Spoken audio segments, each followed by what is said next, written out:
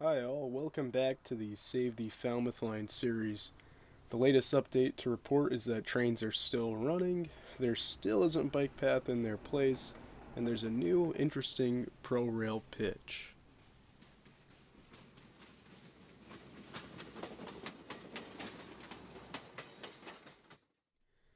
You have probably noticed a lack of videos on this topic for some time, and that's because of one major reason.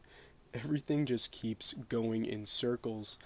There have been some more news articles and support for rail continues, but it's just been the same rehashed information over and over. Anyways, at the beginning of February, the military came out and said, once again, they do not support the removal of the rail line. This right here should ensure the preservation of the rail line, given that the line is a connection to their Otis base. Another roadblock for the trail is that there's a $20 million grant available if they rip up the tracks, but it actually expires later this year. Given the support for rail, I highly doubt this grant will ever be able to get used for this purpose in the time frame provided. In addition to that, the towns of Falmouth and Mashpee continue to support rail preservation by supporting the rail with trail alternatives. Most recently, the board that oversees the Upper Cape Regional Transfer Station that Cavosa Disposal currently operates also supports the continued operation of the rail line. Without it, the transfer station loses its major component and reduces its utility.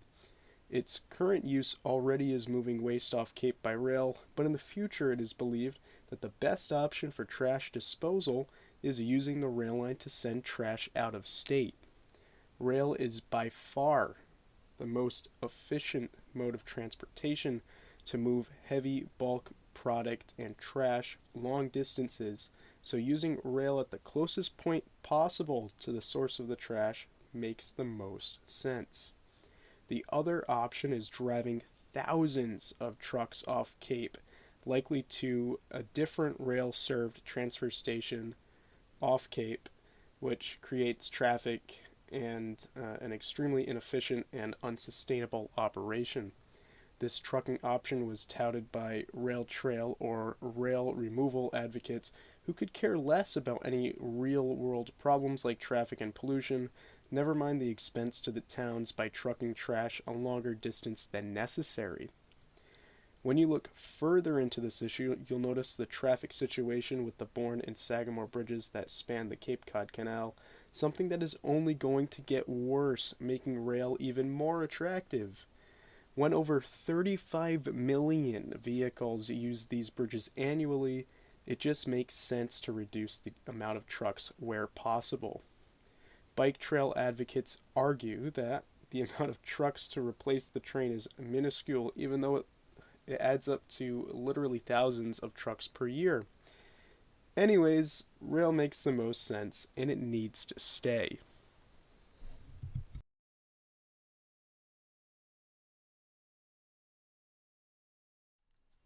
Rail can be used for more than just freight and tourist trains, though, and the town of Falmouth is recognizing that. A news article from March 19th highlighted a pitch by a Falmouth Town board member who suggested acquiring a Bud car to run between Buzzards Bay and North Falmouth to shuttle passengers and cyclists. For those that don't know, a Bud car is a self-propelled rail diesel passenger car built in the 1950s by the Bud Company. These were originally built for use on branch lines and commuter service. These were common cars seen on the Woods Hole line in the 1950s and 60s, so they are no stranger to these rails. This Bud car would connect both the canal path and the Shining Sea bike path while keeping the tracks and using them. The article had some fantastic points and was well researched. The car would run hourly and could possibly be operated by the Cape Cod Central Railroad.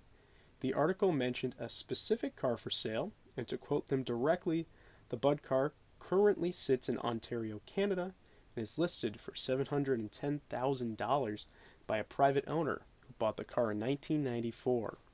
The car was originally built in 1957 for the Canadian Pacific Railroad.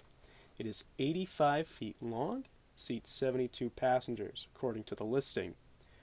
One end of the car was converted into a bar and dining area, and it operated as a dinner train service until 2019. It has diesel engines and generators, heat, air conditioning, and a restroom with a holding tank.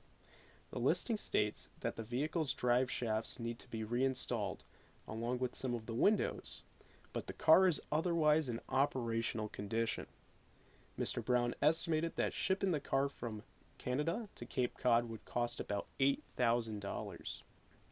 A photo of the car is in the linked article found in the video description. Funding for this could come from the same source as the previously mentioned $20 million that was proposed to be used for the rail trail. While this is all very exciting, this is just a pitch as it stands today. The idea would need to be presented to Bourne town officials before anything actually develops. Until we hear more, I suggest continuing to support rail in the different ways you can. One way is writing emails to the governor, lieutenant governor, and other officials listed in the video description below. A template email is provided, so you can just fill it out and send it. Even if you already have written emails previously, you should do it again to remind everybody of rail's importance. Also, if you want to support my channel for continued updates on this issue, you can purchase some Friends of the Falmouth Line merchandise available through my store. Thanks for watching, and be sure to write your emails to let people in power know that the rails need to stay.